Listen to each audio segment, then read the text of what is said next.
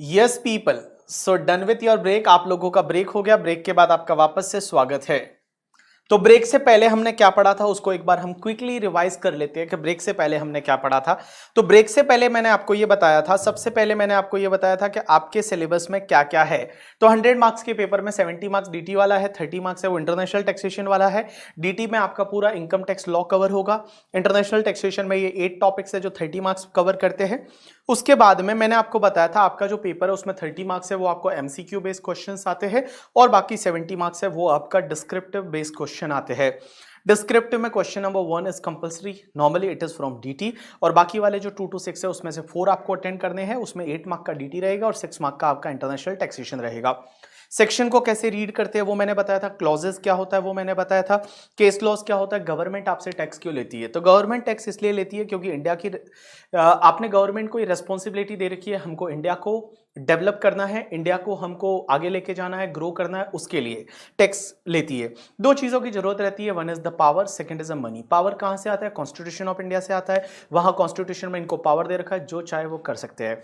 Money कहां से आती है? 3 सोर्स से। पहले सबसे पहले गवर्नमेंट अपने बिजनेसेस करती है, जैसे एलआईसी है, रेलवे है, बहुत सारी कंपनियां हैं जो गवर्नमेंट ओन है, गवर्नमेंट का होल्डिंग है, तो गवर्नमेंट वहां से पैसा कमाती है। दूसरा है वो अपने पेरेंट्स से पैसा मांगती है in the form of the taxes. Taxes 2 तरह के होते हैं करके, ठीक है, एक तो तुम्हारा डायरेक्ट टैक्स और दूसरा तुम्हारा इनडायरेक्ट टैक्स, और तीसरा है उससे भी अगर जो पैसा चाहिए उतना नहीं मिलता तो वो क्या करती है? लोन लेती है। अब अपन चालू कर रहे हैं सबसे पहला topic, that is the basic concept.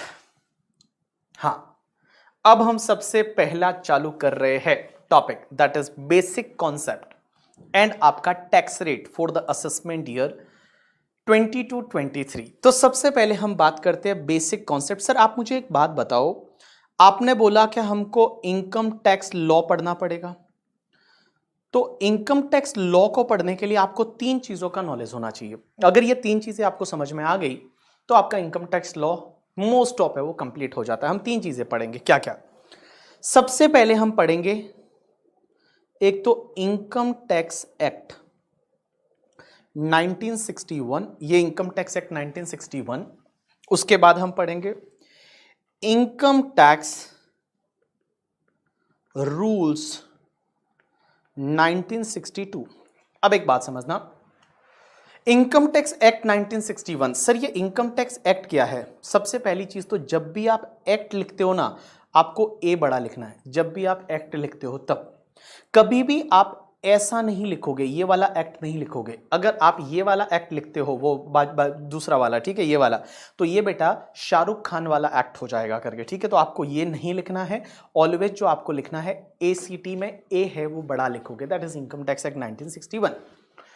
तो इन्होंने इनकम टैक्स एक्ट 1961 बनाया और इसमें मेन प्रोविजन दिए कि भैया आपको टैक्स है वो लगेगा, उसके साथ में आपको बताया आपको डेप्रिसिएशन मिलेगा।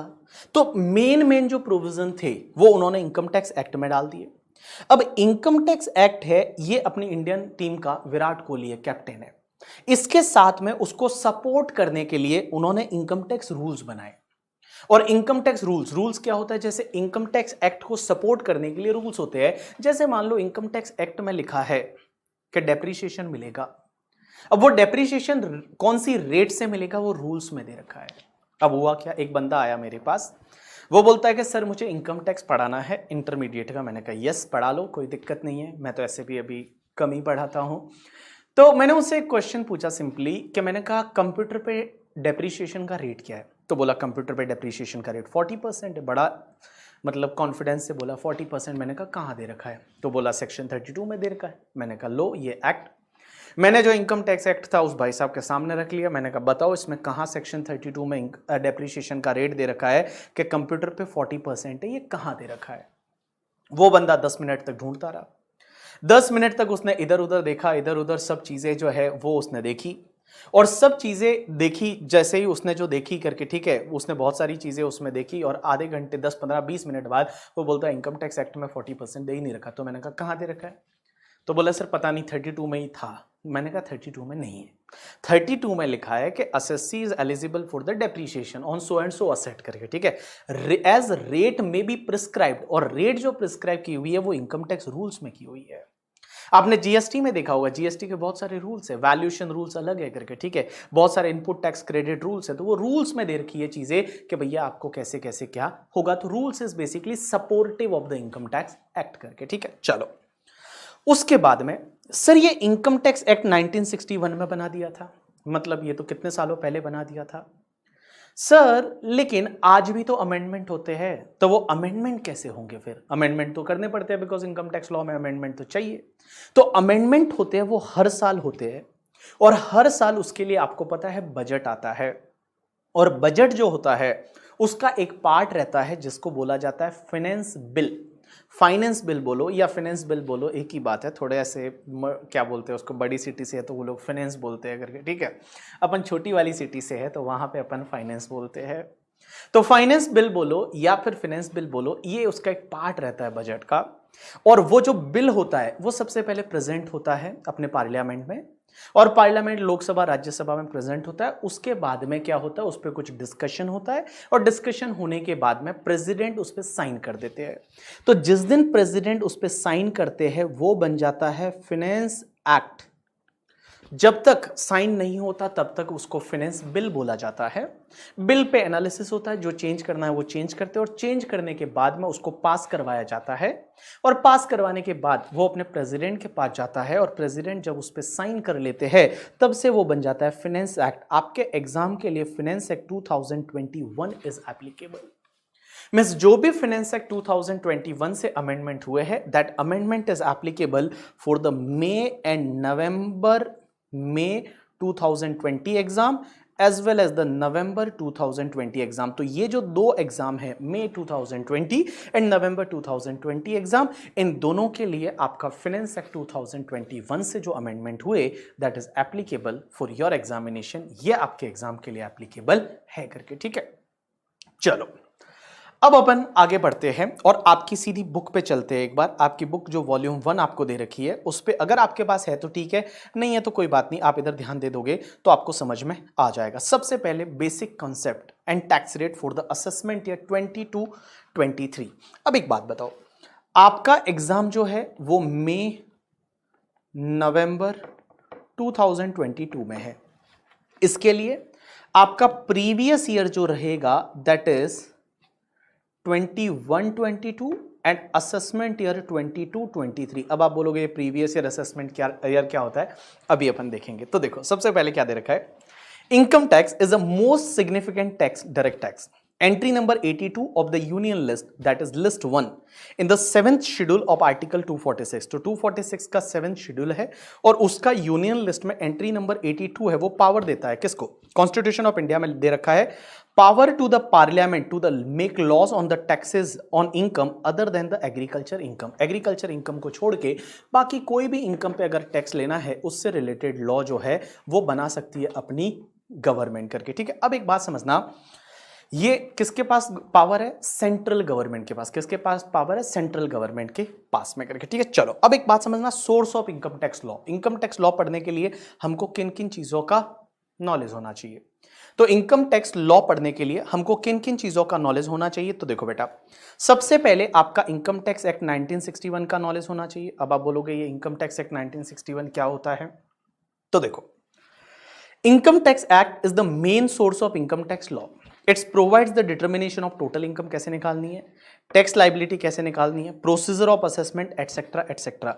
It extend to whole of India, पूरे इंडिया पे लगता है including Jammu and Kashmir. It came into force from 1 April 1962। ये देखो 1 अप्रैल 1962 से फोर्स में आया। इनकम टैक्स एक्ट 1961 है but came into force from the 1 April 1962 because ये असेसमेंट ईयर वाइज बात करता है। अपन जितनी भी बात करेंगे ना वो हमेशा असेसमेंट ईयर वाइज करेंगे, क्योंकि प्रीवियस ईयर जो था वो असेसमेंट ईयर 62-63 से ये एक्ट लगना चालू हुआ। तो ये फोर्स आया 1 अप्रैल 1962 से। आगे पढ़ेंगे कैसे असेसमेंट ईयर वाइज। देखो इट कंटेन्स सेक्शन 1 से लेकर और 298 तक की सेक्शन है। अब देखो एक बात समझना, 1 से लेकर 298 सेक्शन, इसका मतलब ऐसा नहीं है कि 298 सेक्शन ही है, नहीं। बहुत सारी सेक्शन में ऐसे है, जैसे 35A है करके, ठीक है। फिर आप देखोगे 35CCC है, 35CCD है, 35AD है। तो इन्होंने तो यहाँ पे वो 35 में ही बहुत सारी सेक्शन है। तो अगर आप ऐसे देखने जाओगे तो अप्रॉक्स 500 प्लस सेक्शंस है वो हो जाती है। अगर आप ऐसे देखने जाओगे तो 500 के करीब जो है वो सेक्शंस है वो यहाँ पे हो जाती है। तो ऐसा जरूरी नहीं कि यहाँ 298 सेक्शन है, नहीं, बहुत सारी सेक्शन है। एंड शेड्यूल है वो तुम्हारा 1 से लेके और 14 तक के इसमें शेड्यूल है। It undergoes a change every year by the Annual Finance Act passed by the Parliament and other legislation like the Taxation Law Amendment Act। बहुत बार क्या होता है, एक चीज समझना, हर बार अमेंडमेंट है वो अमेंडमेंट किससे होते हैं, फिनेंस एक्ट से। लेकिन बहुत बार क्या होता है कि समय की ऐसी जरूरत होती है कि जब उनको लगता है कि बीच में ही अमेंडमेंट कर देने चाहिए। ऐसा बहुत बार हुआ है। और बहुत बार जब होता है कि भैया अपने को बीच में ही अमेंडमेंट करने पड़ सकते हैं तो वो एक नया लॉ लेके आते हैं। अब ये नया लॉ लेके आते हैं, कुछ नया एक्ट पास कर देते हैं। और आजकल तो ये सिनेरियो है कि ये ऑर्डिनेंस निकालते हैं। आपने बहुत बार सुना होगा ऑर्डिनेंस आया कि निर्मला सीतारमण जी ने ऑर्डिनेंस निकाला। तो ये ऑर्डिनेंस क्या होता है, ऑर्डिनेंस ये होता है कि जब भी गवर्नमेंट है उसकी पार्लियामेंट चल नहीं रही है, जैसे छुट्टियां चल रही है पार्लियामेंट में, तो पार्लियामेंट में जब छुट्टियां चल रही है तो उस टाइम पे क्या होता है कि अपने प्रेसिडेंट साहब के पास एक पावर होती है कि प्रेसिडेंट साहब है अपनी जो फाइनेंस मिनिस्ट्री और इनसे डिस्कस करके, और प्रेसिडेंट साहब के पास ये पावर होती है कि वो ऑर्डिनेंस निकाल सकते हैं। तो आपने देखा होगा अभी एक ऑर्डिनेंस आया था जब कोविड वाला टाइम था, जिसमें आपको पता है वो रेट कट हुई थी, टीडीएस की रेट बोला 0.75% और कुछ अमेंडमेंट्स वगैरह हुए थे एंड ऑल। तो वो जो है वो एक ऑर्डिनेंस निकाला था जिसको बोलते थे taxation and other law amendment and relaxation ordinance 2020। Taxation and other law amendments and relaxation ordinance 2020। अब ये ऑर्डिनेंस जो आता है ना, वो ऑर्डिनेंस क्या होता है कि जब पार्लियामेंट काम नहीं कर रही है, सब छुट्टियां चल रही है, कोई वहां मतलब नहीं चल रहा पार्लियामेंट चल रहा होता तो वहीं पे कुछ पास करवा देते बिल वगैरह और उसके बाद एक्ट बनवा देते, बट वहां तो बनवा नहीं सकते, तो वो ऑर्डिनेंस आता है। अब जैसे ही पार्लियामेंट हरकत में आती है, जब पार्लियामेंट का सेशन चालू हो जाता है, तब उस ऑर्डिनेंस को वहां पे वापस प्रेजेंट किया जाता है और प्रेजेंट करने के बाद पास करके और वापस प्रेसिडेंट के पास जाता है, तब वापस वो एक्ट बन जाता है। तो ऑर्डिनेंस आप समझ में आया कि जब पार्लियामेंट चल नहीं रही है और उस टाइम पे उनको ऐसी कोई नीड लगती है कि लॉ में चेंज करने पड़ेंगे, जैसे कोविड में ऐसा हुआ, 2019 में भी एक बार ऐसा हुआ था जब उन्होंने ऑर्डिनेंस लाया था, टैक्सेशन ऑर्डिनेंस 2019 ऑल्सो करके, ठीक है, जो सितंबर में लाया था। उस टाइम पे पार्लियामेंट नहीं थी, उन्होंने वो ऑर्डिनेंस लाया और फिर जाके उसको एक्ट में बदल दिया गया। तो जब एक्ट बन जाता है तो उसका नाम क्या होता है, जैसे मैंने बोला taxation and other law amendment and relaxation act 2020। तो अपन बहुत सारे ऐसे सेक्शंस पढ़ेंगे, बहुत सारे ऐसे प्रोविजन पढ़ेंगे जो उस पर्टिकुलर अमेंडमेंट एक्ट के थ्रू है वो इनकम टैक्स लॉ में इनकॉर्पोरेट किए गए हैं या फिर चेंजेस किए गए हैं। चलो अब अपन आगे चलते हैं नेक्स्ट पार्ट पे। हेलो, स्ट्रीमिंग क्वालिटी तो अच्छी है मेरे को लग रहा है। ऑर्डिनेंस अगर वो अग्री नहीं होता है पार्लियामेंट में तो फिर उसकी कोई वैल्यू नहीं रहती, उसकी वैल्यू नहीं रहती है ऑर्डिनेंस की, वो खत्म हो जाता है फिर अगर वहां पे आप पार्लियामेंट में पास नहीं करा पाए तो। बट नॉर्मली ऑर्डिनेंस जैसी चीजें हैं वो पास हो ही जाती है, बिकॉज गवर्नमेंट है वो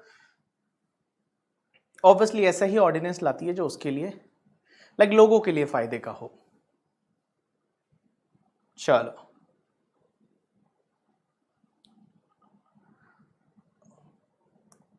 अच्छा, मैं ब्लर आ रहा है तुम लोगों को शायद, यहाँ मुंबई में ना बहुत बारिश हो रही है, बहुत बारिश। आप देखोगे ना मुंबई में इतनी बारिश हो रही है ना, लास्ट के 5 दिन से तो लोग घर से बाहर नहीं निकल पाए।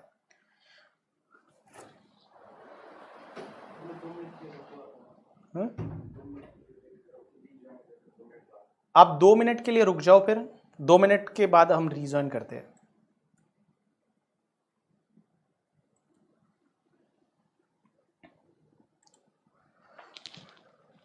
यस पीपल, तो हम जो बात कर रहे थे कि भैया source of income tax law पढ़ने के लिए क्या क्या चीजों का आपको नॉलेज होना चाहिए।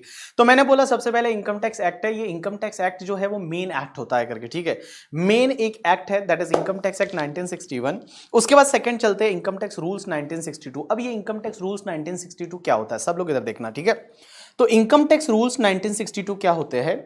All people just pay attention. Income tax rules means IT Act empowers central government, Central Board of Direct Tax, that is CBDT, to make the rules. All forms, procedure, principle of valuation of perquisites are provided in the rules.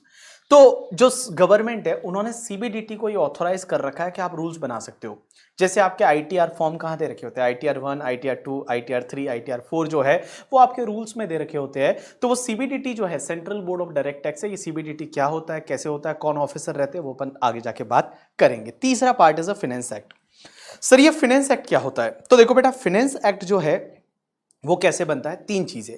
सबसे पहला bill present होता है parliament में. दूसरा जो है उसका approval आता है, एसेंट आता है किसका? प्रेसिडेंट का. और जैसे ही वो एसेंट आ जाता है उस दिन से वो फाइनेंस एक्ट बन जाता है. तो अगर आप बोर्ड पे देखोगे तो उस केस में सबसे पहले क्या लिखा हुआ है? देखो, प्रेजेंटिंग द बिल, ये सबसे पहला काम होता है.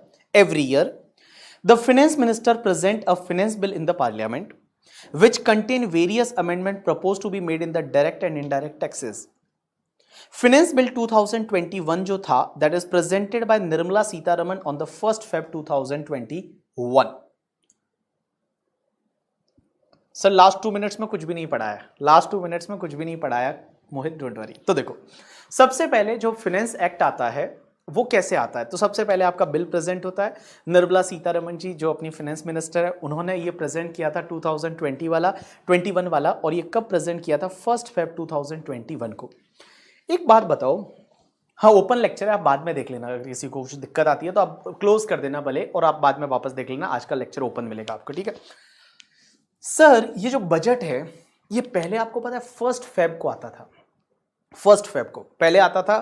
पहले आता था 28 Feb को. आप देखोगे जब पी चिदम्बरम जी हुआ करते थे फाइनेंस मिनिस्टर कांग्रेस के टाइम पे, last day of the Feb में आता था. अब इन्होंने, बीजेपी वालों ने क्या किया? बोला ये last day of the Feb तक क्यों खींच रहे हो इसको, जस्ट आप 1 Feb को ही डाल दो. तो उन्होंने क्या किया? 1st day of the Feb को बजट प्रेजेंट करना चालू किया.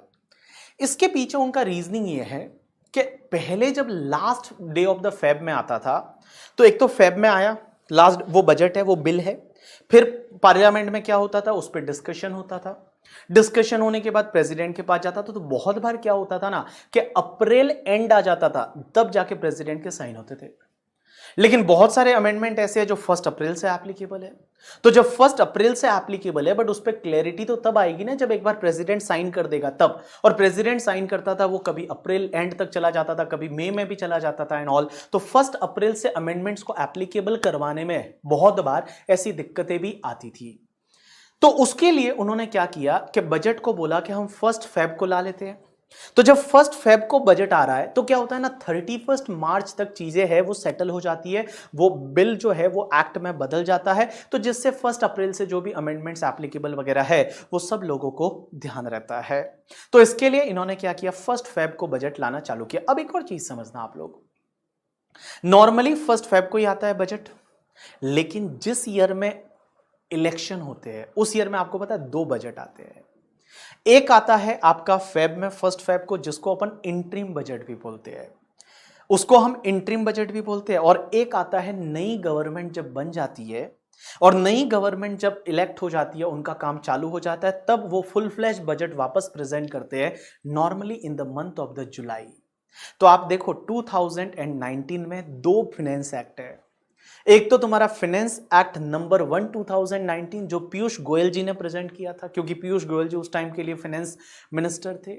और दूसरा जो बजट है वो वापस जुलाई में आया और वो निर्मला सीतारमण जी ने प्रेजेंट किया, that is finance act number 2 2019. तो आप हमेशा ध्यान रखना, जिस ईयर में इलेक्शन होते हैं उस ईयर में 2 बजट आते हैं, एक पहले वाला करके, ठीक है, जो पहली गवर्नमेंट जो होती है, जो एग्जिस्टिंग गवर्नमेंट होती है, वो इंटरिम बजट प्रेजेंट करती है, वो आपका फाइनेंस एक्ट नंबर 1 बोलते हैं. और जो दूसरी वाली गवर्नमेंट है, जब वो बन जाती है, वापस गवर्नमेंट है, या तो वो री इलेक्ट होती है या चेंज होती है, तो वो क्या करते हैं, अपना दूसरा वाला बजट है वो लेके आते हैं. चलो, उसके बाद में मैंने बोला कि प्रेजेंटिंग द बिल, ये सबसे पहला काम होता है. दूसरा, approval and ascent of the president. तो देखो ऐसा क्यों होता है कि 2 बजट क्यों आते हैं? देखो क्या होता है ना यार, सिंपल सी बात है. अगर मान लो बीजेपी की government, budget is a next 1 year का काम, तो बीजेपी ने अपने हिसाब से बजट बनाया था। अब मान लो जुलाई में आके कांग्रेस की गवर्नमेंट आ जाए, तो जब कांग्रेस की गवर्नमेंट आ गई, गवर्नमेंट चेंज आ गई, तो वो उनका अलग थॉट प्रोसेस है, उनका अलोकेशन अलग है पैसे का, कि पैसा कैसे अलोकेट करना है, क्या अमेंडमेंट्स करने हैं, कैसे करने हैं। तो depends on the government to government करके उनकी अलग अलग पॉलिसीज रहती है। Budget is for future 1 year. तो भैया ऐसा थोड़ी हो सकता कि बीजेपी ने जो किया कांग्रेस वाले बोले नहीं नहीं हम तो यही वाला फॉलो कर देंगे, ऐसा नहीं होता। दैट्स वाई वो वहां पे क्या होता है, एक इंटरिम बजट होता है और एक तुम्हारा फुल फ्लैश बजट आता है जिस ईयर में इलेक्शन होते हैं। चलो दूसरा क्या होता है, जैसे बिल आ गया, पार्लियामेंट में गया, as soon as bill passed by both the house of the parliament, means Lok Sabha Rajya Sabha, and thereafter receive the assent of the president, president ji ने अपना थप्पा मार दिया, साइन कर दिया, it became the finance act. Finance Bill 2021 became Finance Act 2021 on 28 March 2021 after receive the assent of the President। तो president ji ने जब साइन कर दिया वो फाइनेंस एक्ट बन गया। अब उसमें होता क्या, अमेंडमेंट होते हैं फाइनेंस एक्ट में। The amendment proposed therein are then incorporated in the income tax law के amendments होते हैं। The Finance Act bring the amendment to the direct tax law and it provide the tax rates also। Finance Act में tax rates भी होती है और जो amendments करने हैं वो भी होते हैं। जो Finance Act होता है उसके बेसिकली 4 पार्ट होते हैं। तो देखो क्या लिखा हुआ है। The first schedule of the Finance Act contain 4 part which specify the rate of the tax। उसके 4 पार्ट है, उसमें रेट्स बताई जाती है। क्या क्या, सबसे पहला Part 1 of the first schedule of the Finance Act specify the rates of tax applicable for current assessment year।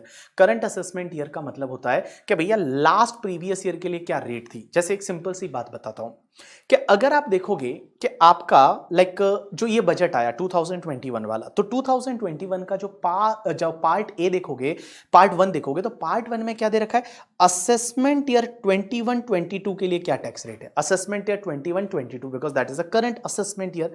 अपने लिए तो असेसमेंट ईयर अगला वाला एप्लीकेबल है, बट पार्ट ए में करंट असेसमेंट ईयर की टैक्स रेट के बारे में बताया गया होता है। पार्ट 2 क्या होता है, part 2 specify the rate at which the tax is deductible at source for the current financial year.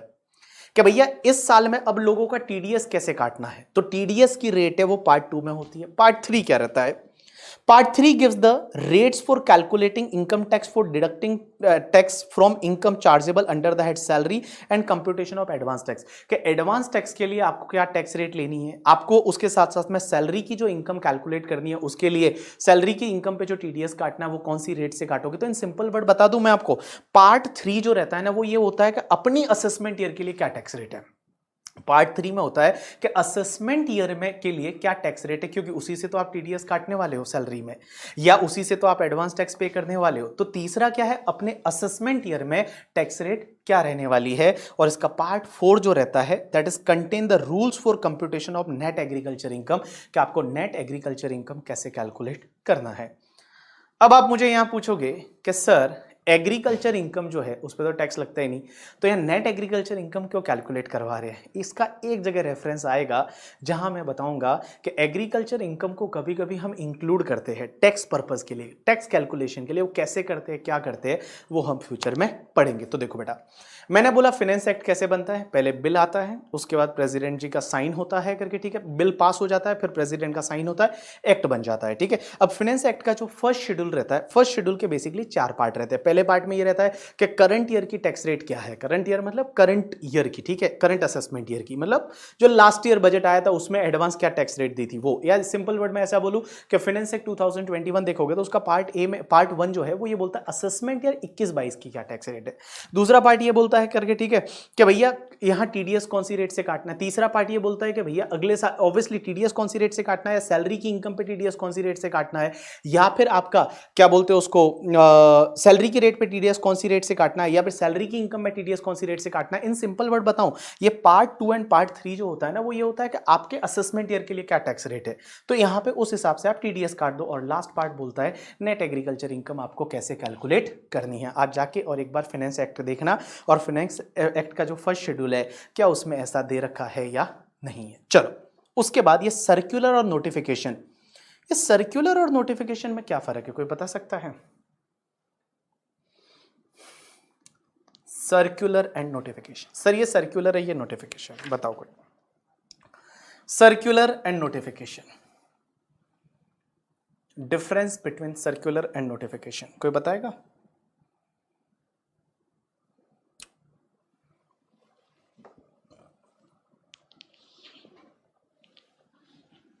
Finance act 2021 से आपका असेसमेंट है 22-23 है। यस नीति सही बोल रही हो। Circular or clarification and notification. देखो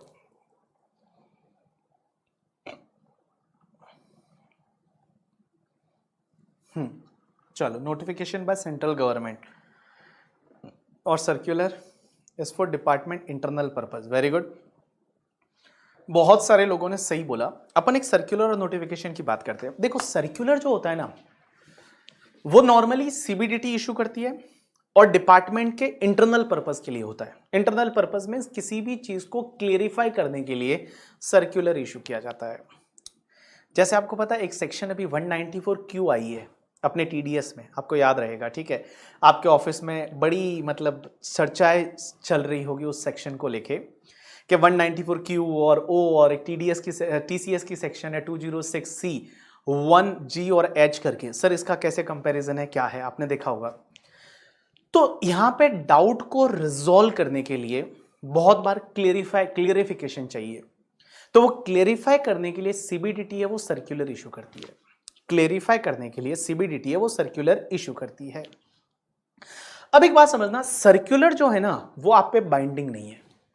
मीन्स आपको चाहे तो वो फॉलो करो, आपको नहीं चाहिए तो कोई बात नहीं, मत फॉलो करो, कोई प्रॉब्लम नहीं। It is not binding to you but it is binding to department. Department पे वो बाइंडिंग है, आप पे बाइंडिंग नहीं है सर्कुलर। बट नोटिफिकेशन, नोटिफिकेशन क्या होता है, मेनी टाइम अमेंडमेंट का इफेक्ट देने के लिए।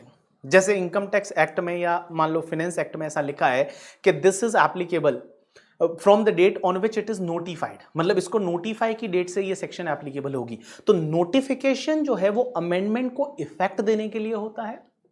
और दूसरी चीज, नोटिफिकेशन दोनों पे बाइंडिंग होता है। आप पे भी नोटिफिकेशन बाइंडिंग है, डिपार्टमेंट पे भी नोटिफिकेशन बाइंडिंग है। आप ऐसा नहीं बोल सकते कि नोटिफिकेशन को हम फॉलो नहीं करेंगे करके, ठीक है। चलो हम इनकम टैक्स के पर्सपेक्टिव कुछ एग्जांपल लेते हैं कि नोटिफिकेशन एंड सर्कुलर। ये आपको याद है, आपके ऑफिस में आपको पता रहेगा, जैसे मान लो आपके सर का जो बिल है और बिल मान लो आपने प्रोफेशनल फीस का बिल बनाया 1 लाख का, उस पर आपने जीएसटी ऐड किया और जीएसटी आपने 18,000 ऐड किया, तो टोटल बिल है वो आपका 1,18,000 है। ये 1,18,000 का आपका टोटल बिल है। अब एक चीज समझना, आप टीडीएस किस पे काटोगे? जो 194 में टीडीएस काटते हैं वो टीडीएस किस पे काटोगे? तो मैं बोलूं, आप लोग जो टीडीएस काटते हो, आप लोग जो टीडीएस काटते हो वो किस पे काटोगे? 1 लाख पे या टोटल 1,18,000 पे? 1 लाख पे या टोटल 1,18,000 पे? टीडीएस किस पे काटोगे? मीन्स आपका क्लाइंट आपका टीडीएस काटता है कितने पे? 1 लाख पे। आंसर इज यस, 1 लाख पे।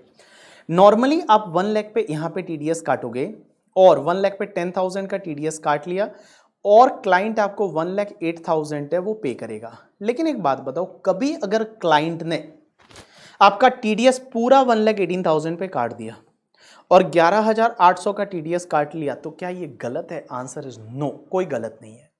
ये एक सर्कुलर है जो ये बोलता है कि अगर मान लो जीएसटी जो है, जीएसटी सर्विस कंपोनेंट पे है, उस जीएसटी वाले पार्ट पे आप टीडीएस नहीं काटोगे तो चलेगा।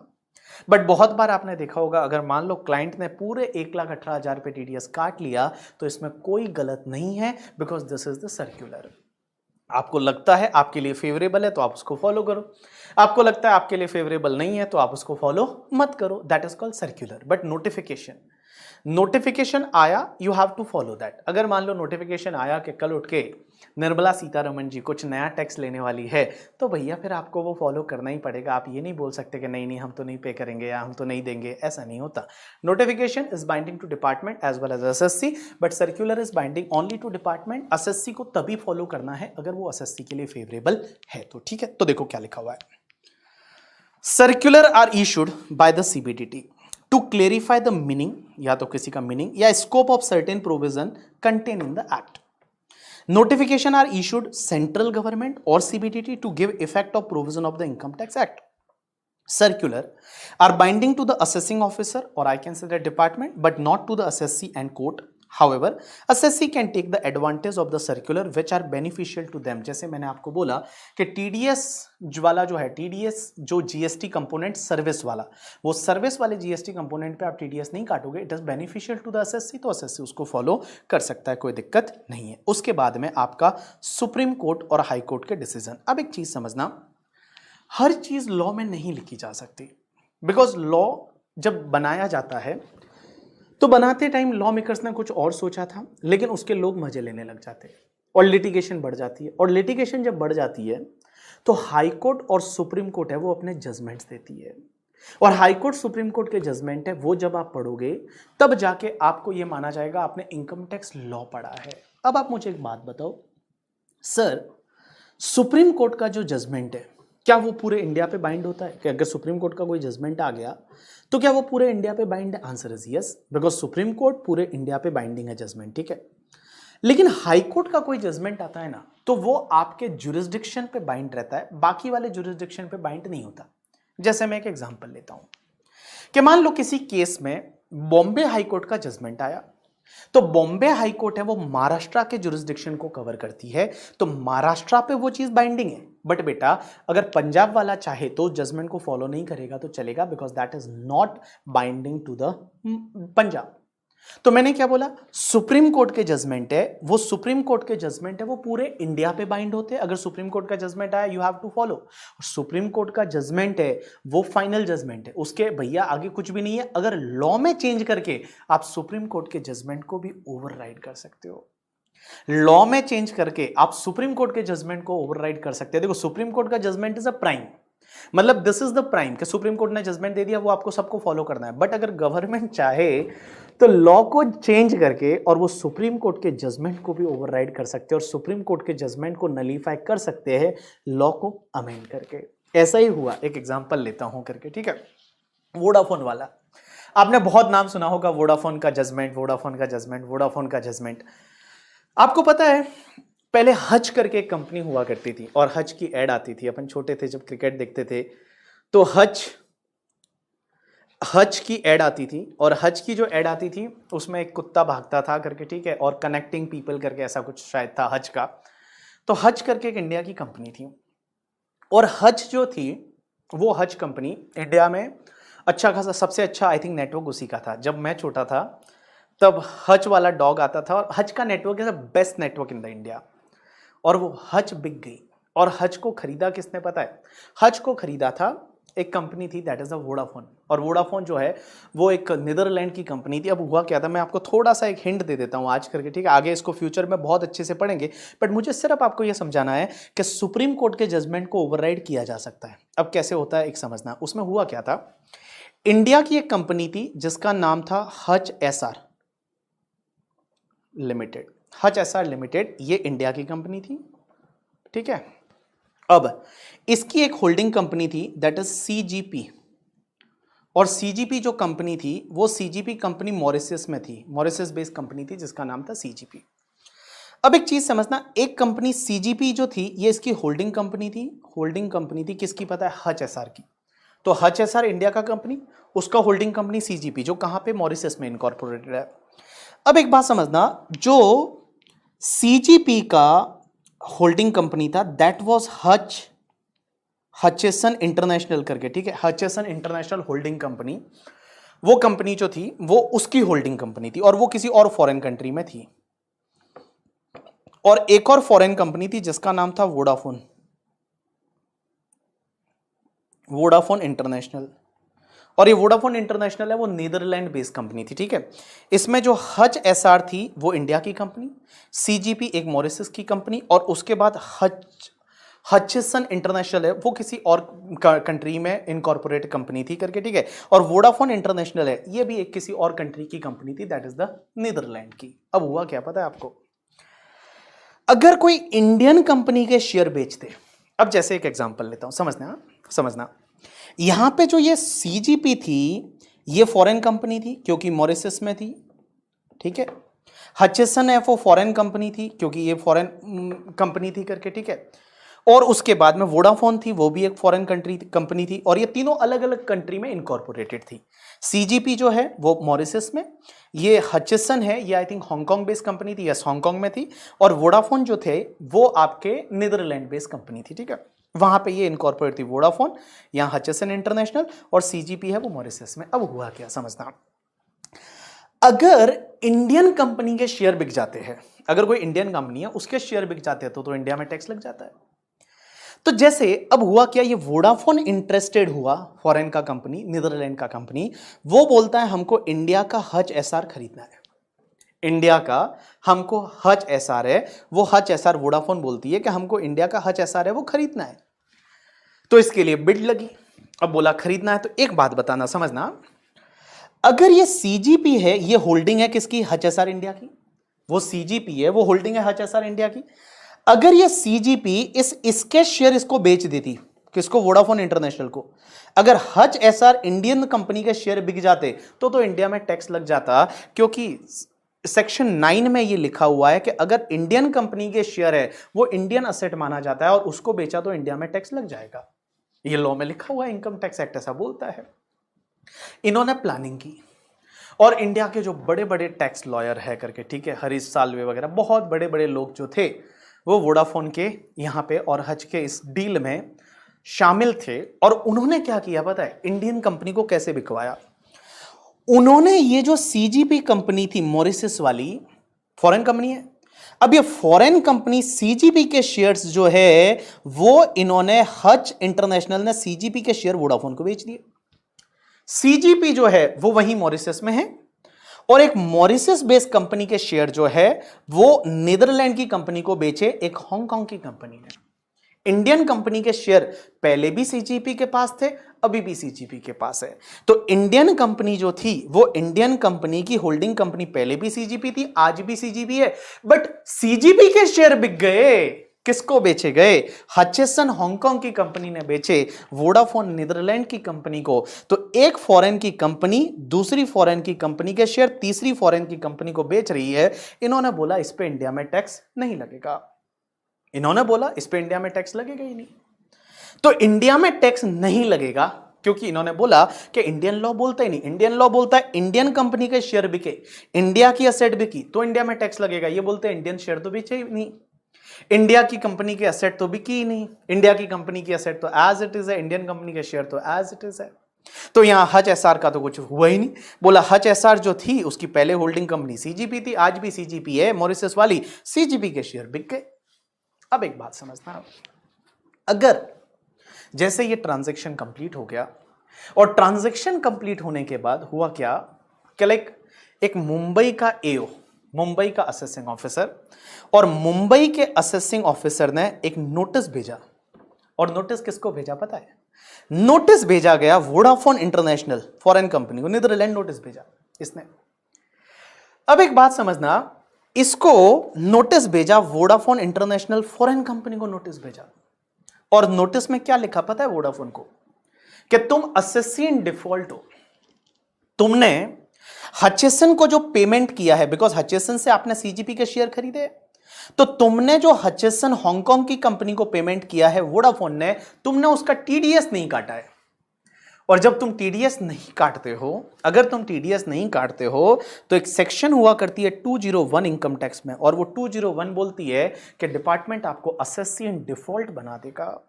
और जैसे ही आपको असेसी इन डिफॉल्ट बनाया करके, ठीक है, तो असेसी इन डिफॉल्ट जैसे ही आपको बना दिया तो भैया आपको पेनल्टी इंटरेस्ट भरना पड़ेगा, जितना टैक्स नहीं काटा उसका 100% आपको पेनल्टी लगेगा और उस पर इंटरेस्ट भी लगेगा। ऐसा नोटिस वोडाफोन को भेजा गया। ये आपके मन में डाउट रहेगा इतने सालों से कि सर बिकी तो हच थी और हचिसन इंटरनेशनल ने बेची थी, ये हांगकांग बेस्ड कंपनी ने, तो वोडाफोन का केस लो क्यों आया?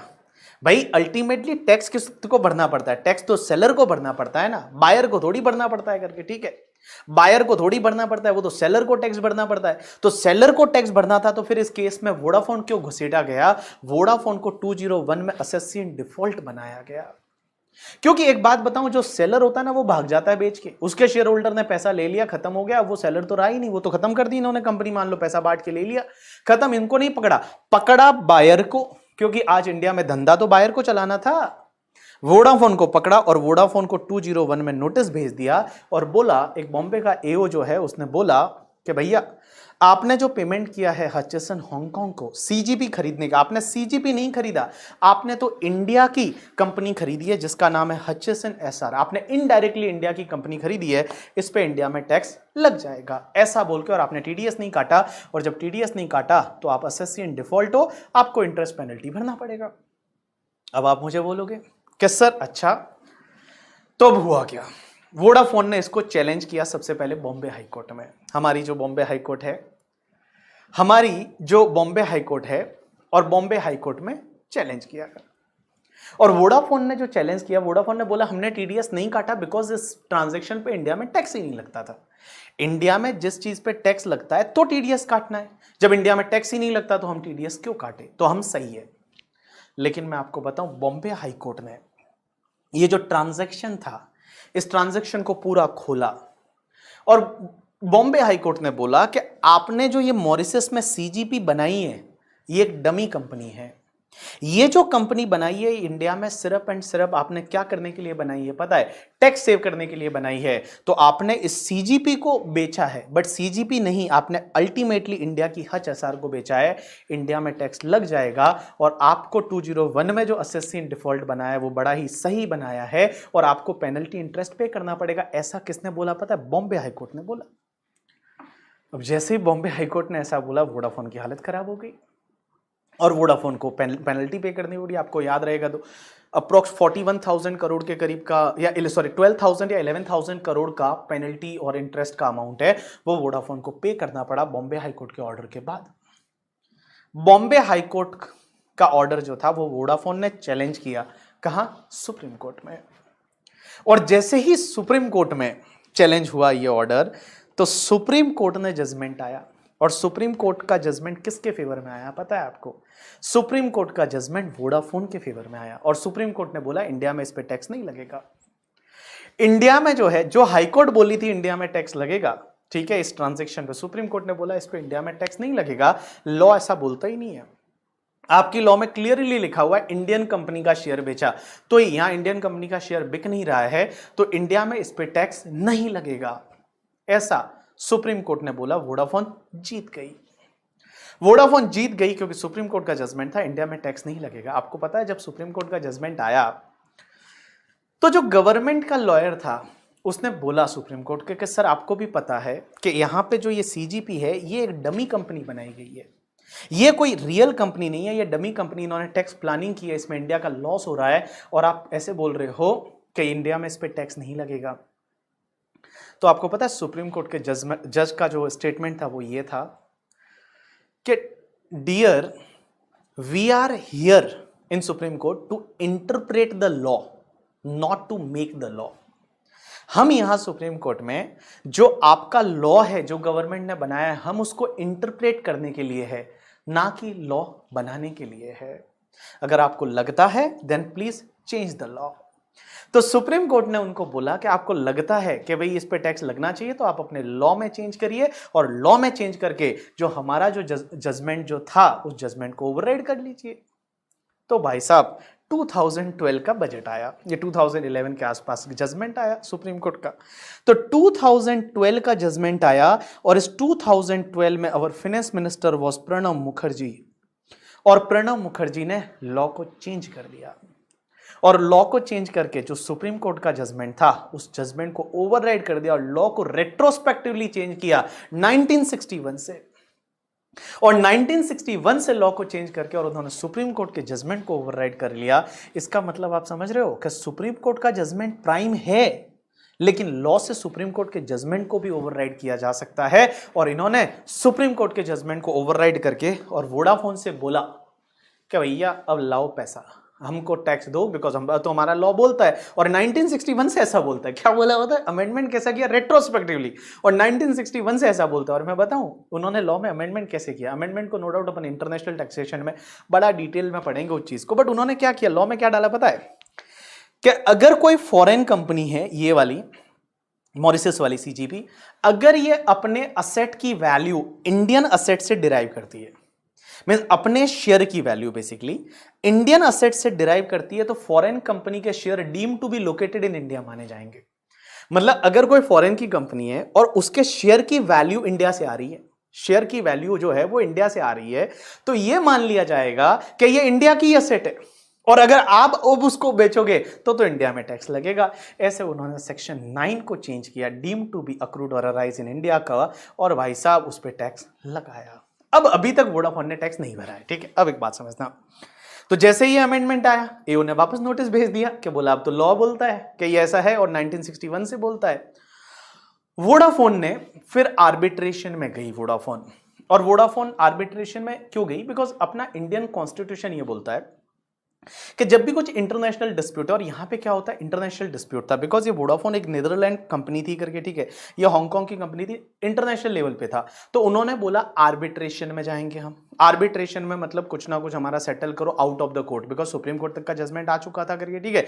अब आर्बिट्रेशन में जाएंगे, तो अपनी गवर्नमेंट है वो आर्बिट्रेशन में है उस टैक्स की वसूली को लेके, लेकिन वोडाफोन है वो आर्बिट्रेशन में, सिंगापुर में आई थिंक आर्बिट्रेशन चल रहा था, और सिंगापुर में वो जीत गई, और सिंगापुर वाला जो आर्बिट्रेशन में जो जज थे उन्होंने बोला कि आप किसी भी कंपनी का जब ट्रांजैक्शन हुआ था उस टाइम पे जो लॉ में स्थिति नहीं थी, आप रेट्रोस्पेक्टिव अमेंडमेंट करके और उस लॉ को चेंज कर देते हो और बोलते हो अब टैक्स भरो, तो ये पॉसिबल नहीं है किसी के लिए। तो ऐसा वहां पे हुआ है, लेकिन वापस फिर अपने फाइनेंस मिनिस्टर ने भी बोला, मतलब आपको पता है फाइनेंस मिनिस्ट्री से आई थिंक अनुराग, उसने बोला था कि हम इसको चैलेंज करेंगे, जो आर्बिट्रेशन का ऑर्डर है उस आर्बिट्रेशन के ऑर्डर को भी हम चैलेंज करेंगे। तो आज तक मैं बताऊं ये मैटर डिस्प्यूटेबल है, बट सुप्रीम कोर्ट के जजमेंट को ओवरराइड कर दिया था और लॉ में चेंज कर दिया था, इनको टैक्स भरना पड़ेगा। तो इसलिए मैं बोल रहा हूं सुप्रीम कोर्ट का judgment is prime, supreme court का जजमेंट आया, you have to follow that, but law में चेंज करके सुप्रीम कोर्ट के जजमेंट को भी ओवरराइड किया जा सकता है। तो देखो क्या लिखा हुआ है, supreme court and high court के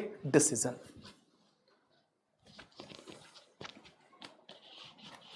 हाँ, तो आर्बिट्रेटर के जो जजमेंट है, अब आर्बिट्रेशन इंटरनेशनल लेवल पे कैसे हो रहा है, क्या हो रहा है, वो इनकम टैक्स का नजरिए में नहीं है, इनकम टैक्स में वो नहीं आता है करके, ठीक है। नहीं, ये सुप्रीम कोर्ट के बाद आर्बिट्रेशन में गए। पॉसिबिलिटी ऑफ केसेस में देखो मेरे को ये लगता है अब कोई कलेक्ट कर नहीं पाएंगे, ठीक है, या तो वोडाफोन थोड़े दिन बाद बंद हो जाएगी, ऐसे भी उसका शेयर वगैरह तो आपको पता है लॉसेस कर रही है बहुत ज्यादा कंपनी, बहुत सारी चीजें ऐसी है कि लाइक नहीं हो पाएगा that collection, I think not possible, let's see, देखते हैं क्या होता है आगे, ठीक है। बट यार आपको पकड़ना था तो हज को पकड़ना था, बेचारी वोडाफोन को ऐसे ही पकड़ रहे हो, बेचारा उसने टीडीएस नहीं काटा उसके लिए, ठीक है। चलो, तो टीडीएस नहीं काटते हो तो आपके साथ क्या होता है, एक बार वोडाफोन से जाके पूछ लो, वो आपको बता देंगे कि आपके साथ क्या होता है करके, ठीक है। पॉसिबिलिटी क्या है आर्बिट्रेशन में, बट देखो यार उसमें दो व्यूज आते हैं लोगों के।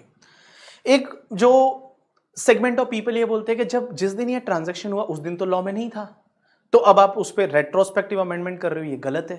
इंटरनेशनल लेवल पर अब हर कोई यही करेगा, अगर कुछ भी आप गलत करते हो और फिर उसके बाद में आप बोलते हो कि नहीं नहीं ये तो गलत है करके, ठीक है, तो ये गलत है ना।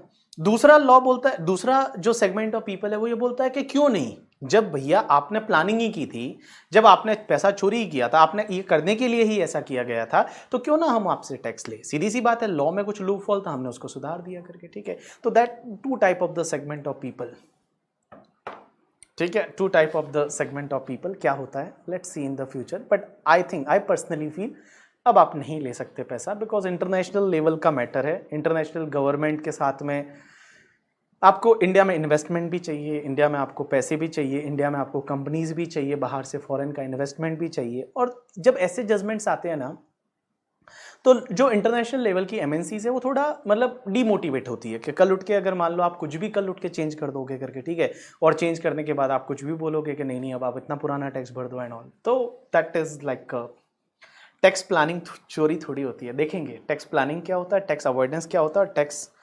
मैनेजमेंट क्या होता है, और टैक्स इवेजन क्या होता है। Tax evasion, tax avoidance, tax planning and tax management, 4 words होते हैं, एक टॉपिक में पढ़ेंगे। चलो, तो supreme court and high court decision ये भी आपको पढ़ने पड़ेंगे। तो देखो क्या लिखा हुआ है, various issues which are arise out of the provision of the act are decided by high court and supreme court. The supreme court is the apex court of the country and law laid down by the Supreme Court is the law of the land. The decision given by the various high court will apply in the respective state in which such high court have the jurisdiction. High court के judgement उस state में लगते हैं, दूसरे state में नहीं लगते. अच्छा, किसी ने मुझे ये क्वेश्चन पूछा था कि भाई सर हाई कोर्ट में क्या कॉन्ट्राडिक्टरी जजमेंट आ सकते हैं? कि बॉम्बे हाई कोर्ट ये बोल रही है, Punjab and Haryana high court ये बोल रही है, यह हाई कोर्ट ये बोल रही है, यह हाई कोर्ट ये बोल रही है. क्या ऐसा आ सकते हैं? आंसर इज यस, एब्सोल्युटली आ सकते हैं, और है ऐसे बहुत सारे करके. ठीक है, there are thousands of cases जहां पे सेम मैटर है, सेम इशू है, एक कोर्ट ये बोल रही है, दूसरी कोर्ट ये बोल रही है. अब आप बोलोगे हमको क्या फॉलो करना है? तो आप जिस स्टेट में हो वो वाली कोर्ट जो बोल रही है वो फॉलो कर लो. अब आप दोनों ही स्टेट में नहीं हो तो फिर आपके लिए जो बेनिफिशियल है वो वाला आप फॉलो करो और उसको आगे लेके जाओ. फिर वो मैटर सुप्रीम कोर्ट में जाता है, और जब सुप्रीम कोर्ट जो जजमेंट देती है वो वाला जजमेंट फिर सब पे एप्लीकेबल हो जाता है करके. ठीक है, चलो अब एक बात समझना. तो मैंने आपको क्या बताया? Source of income tax law. Source of income tax law में क्या क्या चीजें पढ़ेंगे तब अपने को इनकम टैक्स का नॉलेज होगा. सबसे पहला इनकम टैक्स एक्ट 1961, दूसरा इनकम टैक्स रूल्स 1962, तीसरा फाइनेंस एक्ट 2021, चौथा सर्कुलर नोटिफिकेशन, और पांचवा केस लॉज. ये सब का जो कॉम्बिनेशन स्टडी रहेगा, कंबाइन स्टडी जो रहेगा, वो हमको इनकम टैक्स लॉ समझाएगा. चलो अब अपन आगे चलते हैं और कुछ इनकम टैक्स के बेसिक्स पॉइंट्स अपन डिस्कस करते हैं. सबसे पहले इनकम टैक्स किसको लगता है, उसकी चार्जिंग सेक्शन क्या है.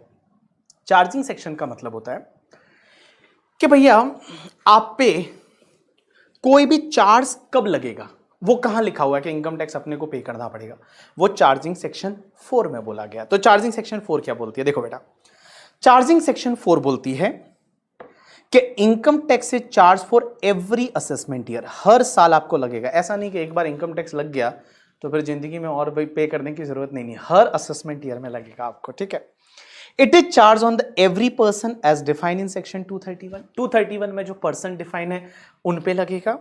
And it is charge on the total income earn by the person during the previous year. जो प्रीवियस ईयर में इनकम कमाई उस पर टैक्स लगेगा in the assessment year, and the tax is levied at the rate prescribed by the finance act. तो बड़ा simple है कि income tax is charge for every assessment year में लगेगा. किस पे लगेगा? पर्सन पे लगेगा. तीसरा, कौन से पर्सन पे? जो इनकम आपने प्रीवियस ईयर में कमाई उस पे लगेगा. और बेटा जो रेट प्रिस्क्राइब है फाइनेंस एक्ट में उस रेट से लगेगा. बट सर ये असेसमेंट ईयर प्रीवियस ईयर क्या है? तो बड़ा सिंपल मैं बताऊं. देखो, प्रीवियस ईयर वो वाला ईयर जिस ईयर में आप इनकम कमाते हो. मैं आज आपको पढ़ा रहा हूं तो कौन से प्रीवियस ईयर? 21-22. इस प्रीवियस ईयर में मैं कमा रहा हूं इनकम. इस पे टैक्स कब लगेगा? असेसमेंट ईयर में. तो assessment year 22-23. So in simple word बता दूं, प्रीवियस ईयर में आप इनकम कमाते हो और असेसमेंट ईयर में उस पे टैक्स भरते हो, रिटर्न भरते हो. That is called assessment year. तो सबसे पहले चलते हैं हम प्रीवियस ईयर पे. That is section 3. और सेक्शन 3 है वो प्रीवियस ईयर की बात करती है. तो previous year means a financial year immediately preceding the assessment year. Assessment year से पहले वाला जो फाइनेंशियल ईयर है उसको प्रीवियस ईयर बोलेंगे. ठीक है, for example assessment year 22-23, the previous year shall be 1 April 2021 till 31st March 2022, and the total income earned in previous year 21-22 is assessed in assessment year 22-23. ऐसे याद रखो, प्रीवियस ईयर जिस year में आप income कमाते हो. अभी अपन इनकम कमा रहे हैं वो कौन से ईयर में? 21-22 में. टैक्स कब भरेंगे? अगले साल. That is assessment year 22-23. अब एक चीज समझना, प्रीवियस ईयर क्या हमेशा 12 मंथ का ही होगा? जैसे हम बोल रहे हैं कि हमारा प्रीवियस ईयर है दैट इज 21-22, दैट इज 1 अप्रैल 2021 से लेके और 31 मार्च 2022 तक. इस पर्टिकुलर पीरियड में जो आप इनकम कमा रहे हो उस पर अगले साल टैक्स भरना है. तो क्या प्रीवियस ईयर हमेशा 12 मंथ का रहेगा? Answer is no. अगर आपने कोई नया बिजनेस चालू किया है तो उस ईयर का जो प्रीवियस ईयर है वो उस डेट से स्टार्ट होगा जिस दिन आपने नया बिजनेस चालू किया. जैसे मैं एक एग्जांपल लेता हूं. अब जुलाई में है, पढ़ाई कर रहे हैं अपन. मान लो मैंने कोई बिजनेस है वो 1 सितंबर 2021 से स्टार्ट किया, तो मेरा प्रीवियस ईयर 12 मंथ का नहीं होगा. My previous year will be from 1 सितंबर 2021 से लेके और 31 मार्च 2022 तक है वो मेरा प्रीवियस ईयर रहेगा. तो देखो क्या लिखा हुआ है आगे. All people just pay attention. Provided that in case of business or profession newly set up or source of income newly coming into existence, in that financial year, the previous year shall be the period beginning with the date of setting up of the business or profession, or as the case may be the date on which the source of income is newly come into existence and ending with that financial year, that is called your previous year. तो in simple word में बता दो, previous year वो वाला year है जिस year में आप इनकम कमाते हो. नॉर्मली ये 12 मंथ का होता है, बट नया बिजनेस चालू किया या कोई नया सोर्स ऑफ इनकम अगर एग्जिस्टेंस में आया, तो जिस दिन बिजनेस चालू किया या नया सोर्स ऑफ इनकम एग्जिस्टेंस में आया उस डेट से लेकर और 31 मार्च तक आपका प्रीवियस ईयर रहेगा. अब असेसमेंट ईयर क्या होता है, तो देखो assessment year section 2 clause 9, yes ending always on the 31 मार्च. 2(9) क्या बोलता है असेसमेंट ईयर. तो देखो assessment year means a period of 12 month only, मतलब ये हमेशा 12 महीने का ही रहेगा. Commencing on the first day of April of every year, and income earned in previous year is taxed in assessment year. Assessment year 22-23 is a period of 12 months commencing from 1st April 2022 and ending on 31st March 2023. ये always 12 month का रहेगा. Assessment year is always 12 month. Income कमाते हो previous year में, tax भरते हो आप assessment year में. ठीक है, चलो अब एक बात समझना. हाँ, अगर आपका बिजनेस उस साल में कंप्लीट बंद हो जाता है तो भी आपका प्रीवियस ईयर 31 मार्च ही लिया जाएगा. इसमें ऐसा कुछ नहीं लिखा हुआ कि बिजनेस बंद हुआ तब तक ही previous year always end on 31 March. और उसके बाद असेसमेंट ईयर है वो हमेशा 12 मंथ का ही रहेगा. चलो उसके बाद में एक बात बताओ, मैंने यहां सेक्शन 4 में क्या बताया था कि income tax is charge for every assessment year and it is charge on every person. Her person पे इनकम टैक्स लगेगा, जो उसकी इनकम कमाया उस पे इनकम टैक्स लगेगा. पर्सन किसको बोलेंगे? अब एक चीज समझना, पर्सन का डेफिनेशन सेक्शन 2 क्लॉज 31 में दे रखा है. पर्सन का डेफिनेशन, सर पर्सन कौन कौन होता है? एक होता है पर्सन और एक होता है असेसी. सर क्या असेसी और पर्सन में फर्क है? Answer is yes. देखो पर्सन यहां पे टोटल आपके 7 पर्सन होते हैं कि ये 7 लोगों पे टैक्स लगेगा. और असेसी कौन बनेगा? जो इसमें से टैक्स भरने के लिए लायबल है. मींस अगर आप कोई भी टैक्स पे करने के लिए लायबल हो तो आप असेसी बनोगे, अदरवाइज आप पर्सन तो हो ही हो करके. ठीक है, तो पर्सन में कौन कौन आता है तो मैं यहां पे सिंपल बता रहा हूं. एक तो इंडिविजुअल. इंडिविजुअल कौन होता है? जैसे आप हो, मैं हूं.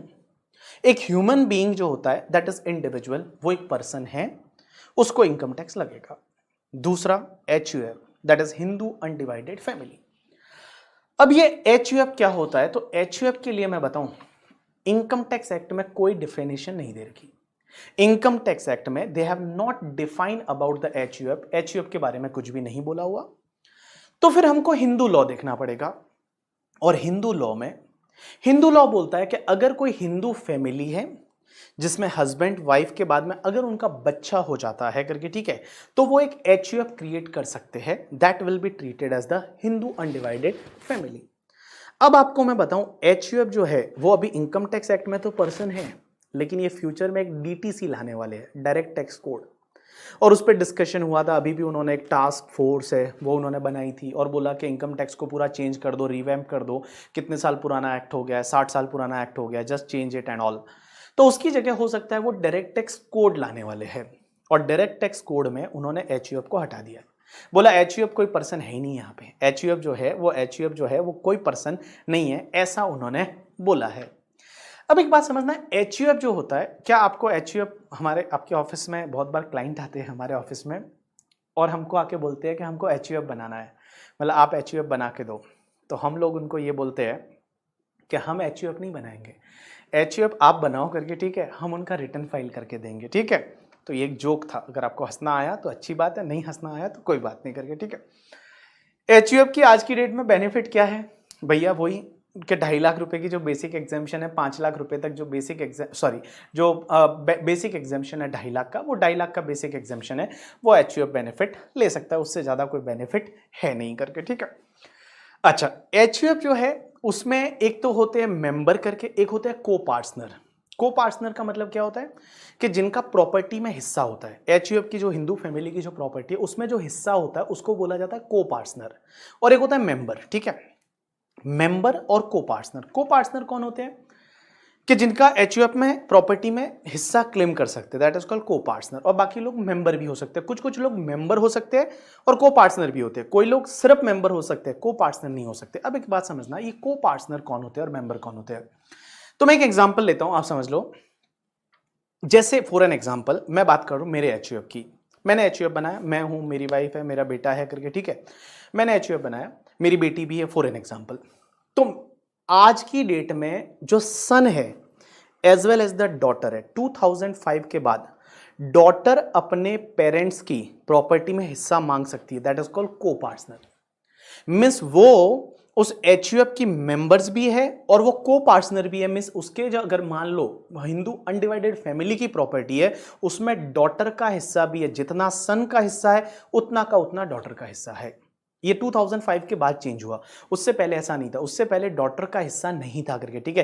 बट 2005 के बाद उन्होंने हिंदू लॉ में चेंज किया और बोला कि डॉटर इज ऑल्सो को पार्टनर और डॉटर को भी उतना ही हिस्सा मिलेगा जितना सन को मिलता है, ठीक है, अपने पेरेंटल जो भी प्रॉपर्टीज है उसमें। दूसरी चीज, मेरी वाइफ जो है वो मेरे एचयूएफ की, मेरी वाइफ जो है मेरे एचयूएफ की मेंबर तो है बट वो को पार्टनर नहीं है। देखो, जो भी डॉटर इन लॉ होती है या जो वाइफ होती है वो कभी भी मेंबर होती है बट वो को पार्टनर नहीं होती करके, ठीक है। मेंबर हो सकती है बट वो को पार्टनर नहीं होती। अब एक बात बताऊं, ये डिस्कशन आपके सिलेबस से रिलेवेंट नहीं है और इसके बारे में आपको पढ़ना है तो आप जाके और पढ़ सकते हैं।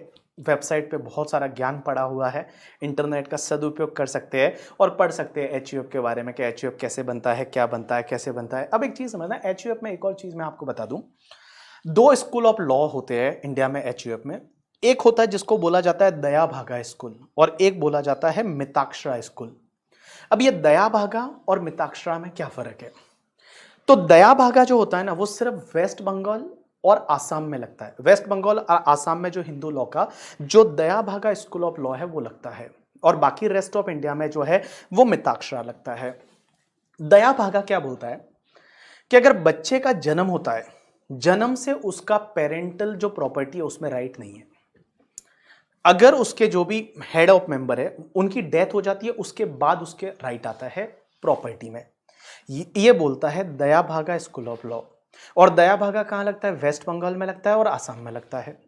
और दूसरा जो मिताक्षरा है वो रेस्ट ऑफ इंडिया में लगता है। वो क्या बोलता है, अगर बच्चे का जन्म हुआ तो भैया जो भी हिंदू अनडिवाइडेड फैमिली की प्रॉपर्टी रहेगी उसमें वो हिस्सेदार बन गया।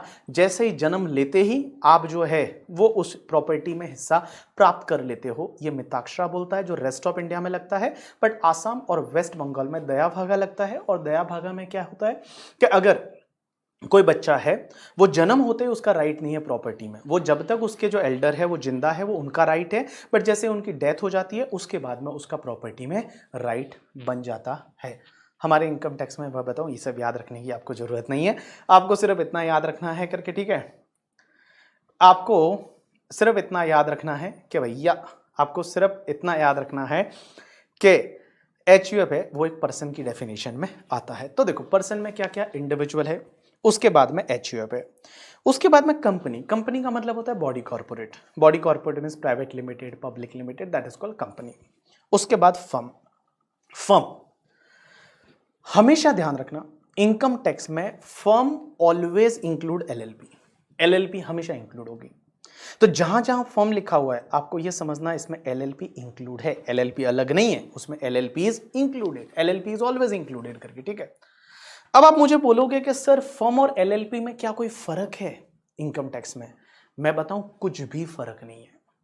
फर्म और एलएलपी में कुछ भी फर्क नहीं है। इनकम टैक्स में टैक्स रेट सेम है, ठीक है, जितने भी प्रोविजन है वो सेम लगते हैं करके, ठीक है। कहीं कहीं पे एक दो जगह फर्क है। एक तो फर्क आपको याद है, क्या आपको पता है वो 44 AD वाली जो सेक्शन होती है ना, 6% 8% आप जो टर्नओवर का बताते हो, जो 6% 8% जो टर्नओवर का बताते हो वो पार्टनरशिप फर्म पे लगता है बट एलएलपी पे नहीं लगता, ठीक है। एलएलपी नहीं ले सकती, फर्म ले सकती है, वो एक फर्क है। और एक और कैपिटल गेन में फर्क है। दो जगह छोड़ के बाकी इनकम टैक्स में कोई भी फर्क नहीं है। अब आप मुझे बोलोगे सर एलएलपी में तो पार्टनर की लायबिलिटी लिमिटेड होती है, तो क्या इनकम टैक्स पर्पस के लिए भी क्या पार्टनर की लायबिलिटी लिमिटेड होगी? आंसर इज ना बाबा ना, ऐसा नहीं है।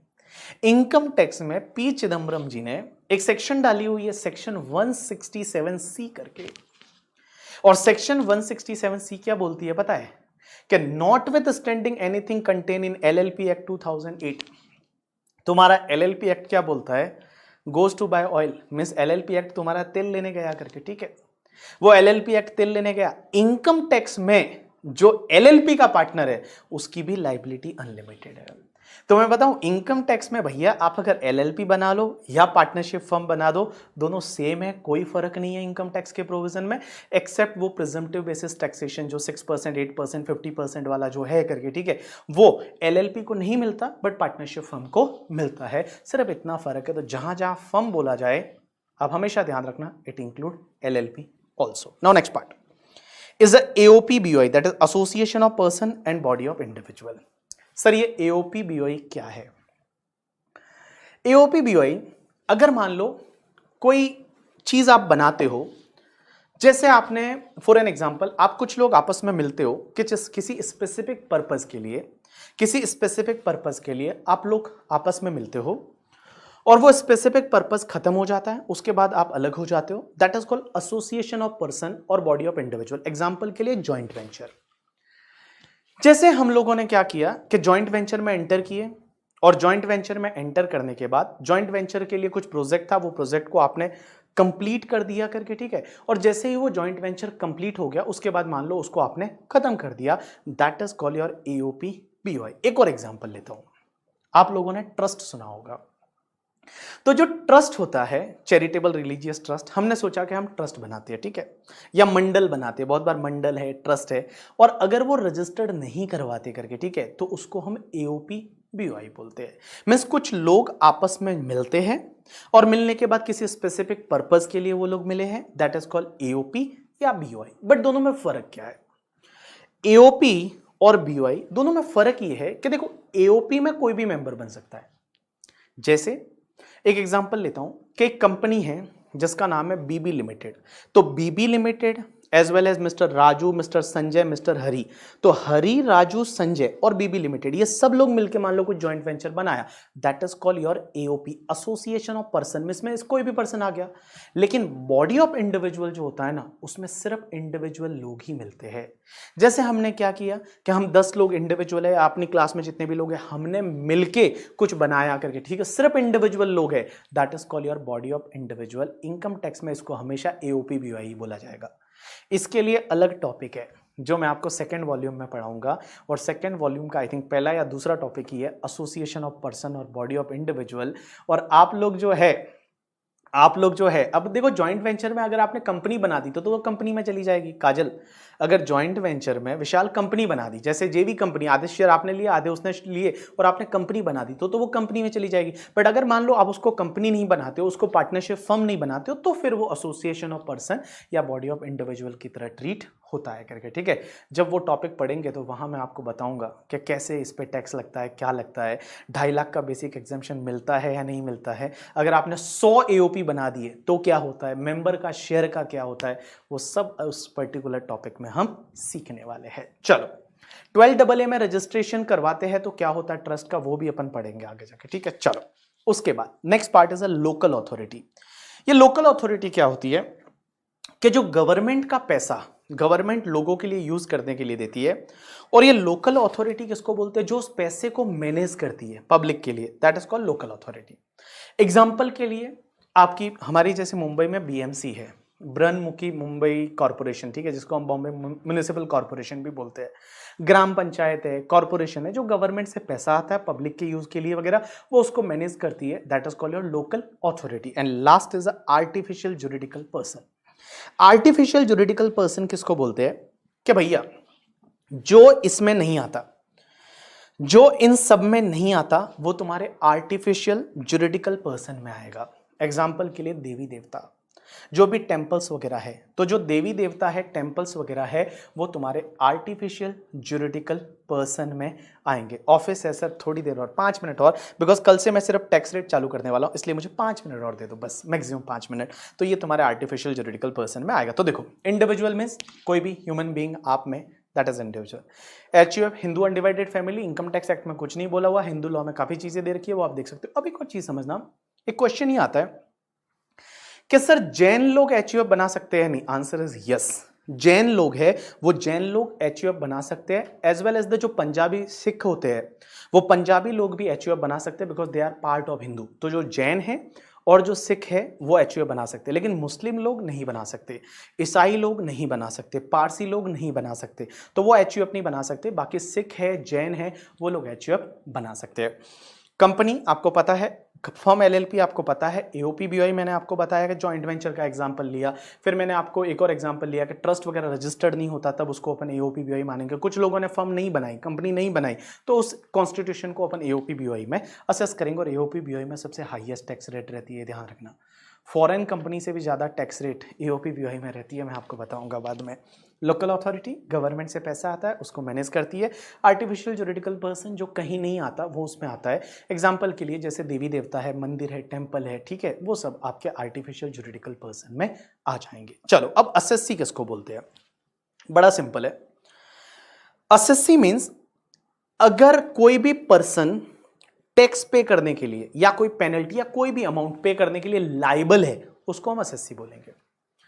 एग्जाम्पल के लिए आप लोग पर्सन हो, बिकॉज आप इंडिविजुअल पर्सन हो, मैं भी पर्सन हूं, बट आप लोग असेस्सी नहीं हो क्योंकि आपको इनकम टैक्स नहीं भर रहे हो, तो आप असेस्सी नहीं हो। मैं असेस्सी हूं, मैं असेस्सी भी हूं और मैं पर्सन भी हूं, तो क्या मैं ऐसा बोल सकता हूं all assessee are person but all persons are not assessee, because you are person, you are not a assessee, but I am a assessee as well as the person। मैं person भी हूं और मैं टैक्स भरने के लिए भी liable हूं, तो मैं assessee person दोनों हूं। आप लोग क्या हो? सिर्फ person हो। तो देखो क्या लिखा हुआ है, assessee means all people, just pay attention, हाँ, section 2 clause 7, it means any person who is liable to pay tax और any other sum under the income tax act 1961। या तो इनकम टैक्स पे करने के लिए एनी अदर सम में penalty है, इंटरेस्ट है, आप पे सिर्फ पेनल्टी मारी गई, तो भी आप असेस्सी बन जाओगे करके, ठीक है। नेक्स्ट पार्ट, लेकिन असेस्सी में कुछ डीम्ड असेस्सी और आते हैं। कौन कौन? पहला, इट इंक्लूड्स, असेस्सी में और कौन इंक्लूड होगा? Every person in respect of whom any proceeding under the act has been taken for the assessment. मतलब किसी का असेसमेंट चालू हो गया, प्रोसीडिंग मींस असेसमेंट चालू होना, किसी का असेसमेंट। आपने जैसे रिटर्न ही फाइल नहीं किया, आपने आज तक ₹1 भी नहीं भरा टैक्स, बड़े झोल किए, आपने टैक्स ही नहीं भरा आज तक, ठीक है। अब सीधा आप पे रेड हो गई और रेड के बाद असेसमेंट हो गया। तो जब असेसमेंट हो रहा है करके आपकी खुद की इनकम से रिलेटेड या income of any other person in respect of which he is accessible, या किसी और पर्सन की इनकम से रिलेटेड आप पे असेसमेंट हो रहा है, ये कब हो सकता है? जैसे माइनर्स के केस में। मैं एग्जांपल लेता हूं, मेरा बेटा है, उसकी कुछ इनकम थी, उसने टैक्स ही नहीं भरा, अब बेटे की इनकम तो पापा में क्लब होगी, तो यहां असेसमेंट उसके लिए मेरे हाथ में हो रहा है, तो मेरे हाथ में हो रहा है तो मैं असेस्सी बन जाऊंगा। या loss sustain by him or such other person or the amount of refund due to him or such other person. तो इन सिंपल वर्ड में बता दूं कि एक तो जो पर्सन टैक्स या कोई फीस या कोई सम पे करने के लिए लाइबल है, या किसी का असेसमेंट चालू हो गया, किसी का असेसमेंट हो रहा है, किसका? या तो आपकी इनकम का, आपके लॉसेस का, आपको रिफंड का, किसी और पर्सन की इनकम का, लॉसेस का, अगर कुछ असेसमेंट हो रहा है तो उस केस में भी आप असेस्सी बन जाओगे। और last part, every person who is deemed to be assessee under the provision of the act. अगर मान लो किसी भी इनकम टैक्स के प्रोविजन में आपको डीम्ड असेस्सी बोला गया है, जैसे ट्रस्ट के केस में जो ट्रस्टी होते हैं वो रिप्रेजेंटेटिव असेस्सी माने जाते हैं कि ट्रस्ट के लिए ट्रस्टी या रिप्रेजेंटेटिव असेस्सी, ट्रस्टी को जाना पड़ेगा, ट्रस्ट अपने आप में कुछ होता नहीं है, वो अल्टीमेटली ट्रस्टी है, तो ट्रस्टी जो है वो रिप्रेजेंटेटिव असेस्सी है, तो वो भी असेस्सी माने जाएंगे। और next part, every person who is deemed to be assessee and default under any provision. अगर किसी प्रोविजन में आपको असेस्सी एंड डिफॉल्ट माना गया है, असेस्सी एंड डिफॉल्ट मतलब आपने जैसे डिफॉल्ट एग्जांपल के लिए वोडाफोन ने टैक्स नहीं भरा तो वोडाफोन असेस्सी एंड डिफॉल्ट बन गया, और असेस्सी एंड डिफॉल्ट बन गया। ऐसे बहुत सारे केसेस है जहां आप असेस्सी एंड डिफॉल्ट बन जाते हो। तो जब आप असेस्सी एंड डिफॉल्ट बन जाते हो तो उस केस में क्या होता है कि भैया जो है वो आपको असेस्सी की कैटेगरी में आ जाएगा। तो देखो असेस्सी में कौन कौन आएगा, सबसे पहला बड़ा सिंपल है करके, ठीक है। अगर कोई पर्सन है लाइबल टू पे एनी टैक्स और like any amount in under income tax act, वो असेस्सी है। दूसरा, अगर किसी का खुद का असेसमेंट प्रोसीडिंग चालू हो गया, खुद का किसी और पर्सन का इनकम का, लॉस का, रिफंड का, या फिर कोई अगर मान लो डीम्ड असेस्सी है इनकम टैक्स में, जैसे ट्रस्ट के लिए ट्रस्टी है, या फिर कोई असेस्सी इन डिफॉल्ट है, किसी ने कोई डिफॉल्ट किया और उसको असेस्सी इन डिफॉल्ट बोला गया, तो वो भी असेस्सी की कैटेगरी में आ जाता है। लास्ट पार्ट, और उसके बाद बाद आज का लेक्चर खत्म। एक बात बताऊं, मैंने आपको क्या बोला, बस 2 मिनट है, आपको खुद ही पढ़ना है करके, ठीक है। हाँ अच्छा, सी और डी समझ में नहीं है। देखो सी का मतलब होता है कि लॉस सस्टेन, मतलब अगर मान लो असेसमेंट आपका चालू हुआ, कुछ असेसमेंट हुआ, तो असेसमेंट इनकम का भी हो सकता है, लॉस का भी हो सकता है। एंड डी का मतलब क्या होता है कि भैया अगर आपको कोई रिफंड बनता है, अगर आपको मान लो कुछ रिफंड बनता है, आपका डीडीएस कट गया था, आपने मान लो रिटर्न फाइल किया, यहां कोई टैक्स पेबल तो था नहीं, तो आपका रिफंड दिया, तो रिफंड दिया तो भी आप असेसी तो हो ही हो ना, आप असेसी बन गए क्योंकि आपके रिफंड का असेसमेंट हो रहा है। चलो conclude the class, last 2 minutes, ठीक है। चलो ये आपको घर पे पढ़ना है, बट मैं आपको समझा देता हूं। एक बात बताओ, हमने अभी तक क्या पढ़ा कि प्रीवियस ईयर में इनकम कमाओ, असेसमेंट ईयर में टैक्स भरो। प्रीवियस ईयर में इनकम कमाओ, असेसमेंट ईयर में टैक्स भरो, रिटर्न असेसमेंट ईयर में बढ़ते, टैक्स असेसमेंट ईयर में बढ़ते हैं। लेकिन 4-5 केसेस ऐसे होते हैं जब प्रीवियस ईयर की इनकम पे प्रीवियस ईयर में ही टैक्स लग जाता है। मींस आप प्रीवियस ईयर की इनकम है और इसी साल आप टैक्स भर दो, ठीक है, असेसमेंट ईयर तक जाने की जरूरत नहीं, इसी साल आप टैक्स भर दो। ऐसा कब हो सकता है? पहला, जो इंडिया के बाहर से जो शिप आती है इंडिया में, जो बड़ी बड़ी शिप आती है ना, वो आई इंडिया में, यहां से सामान भर के और वापस फॉरेन ले गई। अब एक बात बताओ, उन्होंने इंडिया में टैक्स भरेंगे या नहीं भरेंगे पता नहीं ना, तो एक सेक्शन 172 होती है जिसको हम इन डिटेल पढ़ेंगे पीजीबीपी टॉपिक में, और वो सेक्शन बोलती है कि भैया आपको हाथों हाथ टैक्स भर के जाना है। मींस जैसे ही वो शिप वहां से जाती है ना, शिप वहां पोर्ट को खाली करेगी ना, पोर्ट को खाली करने से पहले ही उसको अपना इनकम टैक्स है वो यहां पे करके जाना पड़ेगा। That is section 172। दूसरा एक सेक्शन होता है 174। 174 बोलता है कि एओ को पता चल जाए कि यह आदमी इंडिया छोड़ के जाने वाला है और वापस नहीं आने वाला, यह आदमी विजय माल्या बनने वाला है, यह आदमी नीरव मोदी बनने वाला है, तो उस केस में असेसिंग ऑफिसर उसको गले से पकड़ेगा और बोलेगा भैया अभी प्रीवियस ईयर में, वो बोलेगा मेरे को तो टैक्स असेसमेंट ईयर में भरना, बोला नहीं, थप्पड़ मारेगा, बोलेगा अभी टैक्स भर, तो असेसिंग ऑफिसर है उसको अभी टैक्स भरवा सकता है। या फिर अगर AOP BOI artificial juridical person बनाया आपने कोई स्पेसिफिक चीज के लिए, स्पेसिफिक इवेंट के लिए बनाया, जैसे मैं एक एग्जांपल लेता हूं, हमने गणपति पूजा जो होती है, गणेश चतुर्थी मुंबई में बहुत फेमस है गणेश चतुर्थी, आप कभी आना, तो गणेश चतुर्थी के लिए हमने एक मंडल बनाया और बोला कि गणेश चतुर्थी में हम लोगों को पानी बांटेंगे और कम रेट पे बांटेंगे, समथिंग हमने एक एओपी बीओआई बनाया। और जैसे ही वो गणेश चतुर्थी खत्म हो गई हमने उसको क्लोज कर दिया, तो भैया उस केस में एओ जो चाहे वो हमसे टैक्स प्रीवियस ईयर में ही ले सकता है। बोला प्रीवियस ईयर में अभी का अभी टैक्स भरो, कोई असेसमेंट ईयर वगैरह रिटर्न की टाइम नहीं, अभी का अभी जो है वो आप टैक्स है वो भरो करके, ठीक है। उसके बाद अगर मान लो कोई पर्सन है वो likely to transfer the property to avoid the tax, ऐसा बहुत बार हो सकता है करके, ठीक है, कि भैया अगर कोई पर्सन है वो करंट ईयर में कोई प्रॉपर्टी बेच के और भागना चाहता है, कुल मिला के अगर कोई पर्सन है वो प्रॉपर्टी बेच के और भागना चाहता है, तो भैया प्रॉपर्टी बेच के जब आप भागना चाहते हो तो आपसे बोला जाएगा कि अभी का अभी जो है वो आप टैक्स पे कर दो करके, ठीक है।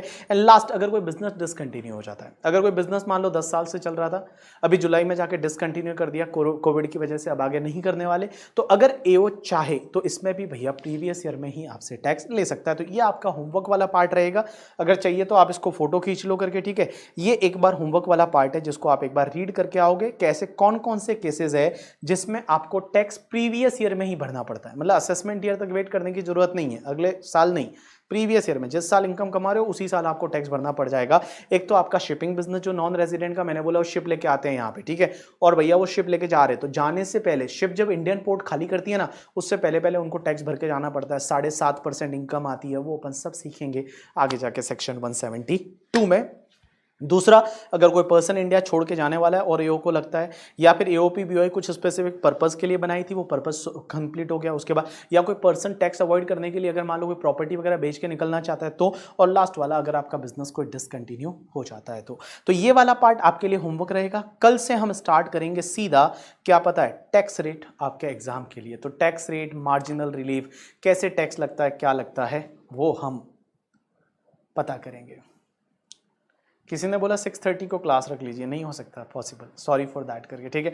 आपका मिस हो जाए जो भी, वो आप देख सकते हो। बुक्स कब तक डिलीवर होगी, हम यहाँ से डिस्पैच 5 दिन पहले कर चुके हैं, आप एक बार तो भी अपने यहाँ पे हमारे ऑफिस में आप एक बार बात कर सकते हो, ठीक है। अच्छा, जो फाइनेंस एक्ट 2021 है वो कब से एप्लीकेबल होता है, तो मैं बताऊँ, देखो फाइनेंस एक्ट नॉर्मली जो एप्लीकेबल होता है वो असेसमेंट ईयर वाइज होता है। तो जैसे मैं एक एग्जाम्पल लेता हूँ, इधर देखना, हाँ, देखो फाइनेंस एक्ट 2021 है, फाइनेंस एक्ट 2021 वो आपके प्रीवियस ईयर 21-22 असेसमेंट ईयर 22-23 पे एप्लीकेबल होता है। तो बेटा फाइनेंस एक्ट 2021 है वो नॉर्मली असेसमेंट ईयर 22-23 पे एप्लीकेबल होता है, और मैं बोलूँ प्रीवियस ईयर तो प्रीवियस ईयर 21-22 पे एप्लीकेबल होता है।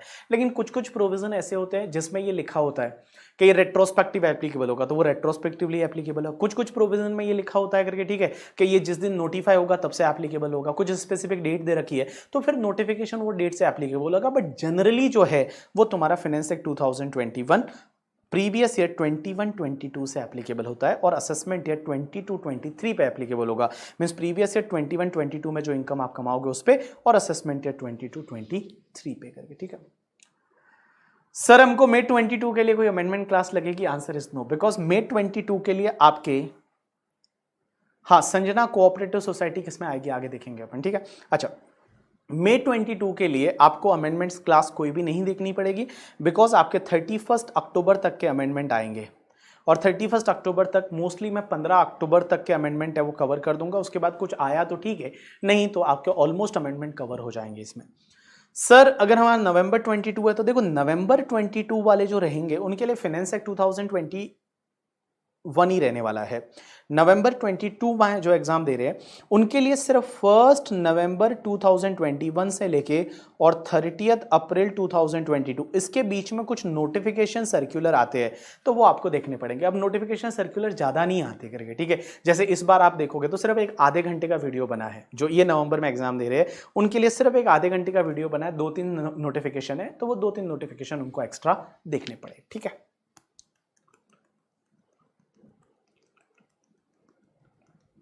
चलो डन, आज के लिए इतना बहुत है, कल कंटिन्यू करते हैं। जितना आज पढ़ा है एक बार आप क्विकली रिवाइज करके आना, और आपके पास बुक आ गई हो तो ये वाला पार्ट एक बार देख के आना। अगर आपके पास बुक नहीं है तो आईसीआई के मॉड्यूल से देख सकते हो, एज इट इज वहीं से ले रखा है, तो वहीं से आप इसको पढ़ के आ सकते हो, ठीक है। चलो